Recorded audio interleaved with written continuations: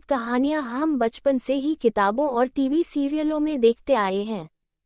लेकिन कुछ कथाएं ऐसी भी हैं जिन्हें आपने ना कभी पढ़ा होगा और ना ही सुना होगा। ये कथाएं अपने आप में अद्भुत हैं। आज इस पौराणिक कथा में हम आपको सुनाएंगे एक कहानी जब हनुमान जी ने भीम को अपने शरीर के 3 बाल दिए। जानिए क्यों। पांडवों ने श्री कृष्ण की मदद से कौरवों पर विजय प्राप्त कर ली थी। अब हस्तिनापुर का राज्य पांडवों के अधीन था। धर्मराज युधिष्ठिर राजा बने थे। न्याय और धर्म की प्रतिमूर्ति महाराज युधिष्ठिर के राज्य में सब कुशल मंगल था। समस्त हस्तिनापुर आनंदमयी जीवन व्यतीत कर रहा था। कहीं कोई किसी प्रकार का दुख न था। एक दिन नारद मुनि राजा युधिष्ठिर के पास आए और कहा कि महाराज, आप यहाँ वैभवशाली जीवन जी रहे हैं, लेकिन वहाँ स्वर्ग में आपके पिता बड़े ही दुखी हैं। युधिष्ठिर ने नारद मुनि से पिता के दुखी होने का कारण पूछा तो उन्होंने बताया कि पांडु का सपना था कि वो राज्य में एक राजसूय यज्ञ कराएं, लेकिन वो अपने जीवन काल में नहीं करा पाए, बस इसी बात से दुखी हैं। तब युधिष्ठिर ने अपने पिता की शांति के लिए राजसूय यज्ञ करने का फैसला लिया। इस यज्ञ में वो ऋषि पुरुष मृगा को बुलाना चाहते थे। ऋषि पुरुष मृगा भगवान शिव के परम भक्त थे। उनका ऊपर का हिस्सा पुरुष का था और नीचे का हिस्सा मृगा हिरण का, इसलिए उनका नाम पुरुष मृगा था। युधिष्ठिर ने अपने छोटे भाई भीम को आज्ञा दी कि वह ऋषि पुरुष मृगा को ढूंढ कर लाएं ताकि यज्ञ संपन्न हो सके। भीम भाई की आज्ञा पाकर ऋषि पुरुष मृगा को ढूंढने चल दिए। एक जंगल से गुजरते हुए भीम को पवन पुत्र हनुमान दिखाई दिए। चूंकि भीम भी पवन वायु के पुत्र थे तो इस नाते हनुमान और भीम दोनों भाई हुए।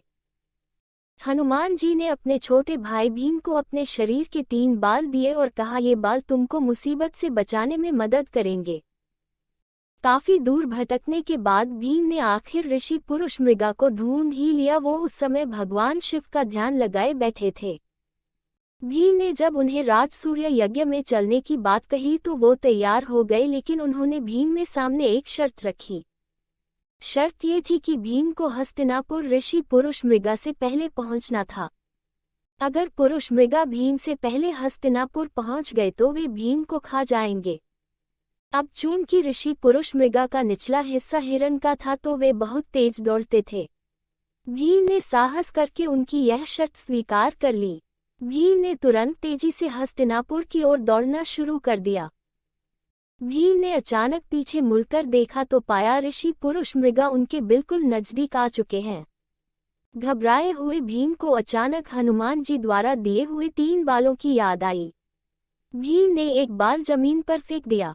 तुरंत उस बाल की शक्ति से बहुत सारे शिवलिंग जमीन पर उत्पन्न हो गए। ऋषि पुरुष मृगा भगवान शिव के भक्त थे, इसलिए अब वो हर शिवलिंग को पूजते हुए आगे बढ़ रहे थे, जिससे उनकी चाल धीमी पड़ गई। अब थोड़ी देर बाद भीम ने फिर दूसरा बाल फेंका तो फिर से बहुत सारे शिवलिंग उत्पन्न हो गए। इसी तरह भीम ने ऋषि पुरुष मृगा को पीछे रखने के लिए एक एक कर 3 बाल फेंक दिए, लेकिन जैसे ही भीम महल में घुसने ही वाले थे तभी पुरुष मृगा ने उनके पांव पीछे से खींच लिए और भीम के पांव महल से बाहर ही रह गए। अब पुरुष मृगा भीम को खाने के लिए जैसे ही आगे बढ़े तुरंत वहां राजा युधिष्ठिर और भगवान कृष्ण आ गए। तब ऋषि पुरुष मृगा ने युधिष्ठिर ने कहा कि अब आप ही न्याय करें। राजा युधिष्ठिर ने अपना फैसला सुनाया कि भीम के पांव ही महल से बाहर रहे थे, इसलिए आप भीम के सिर्फ पैर खा सकते हैं।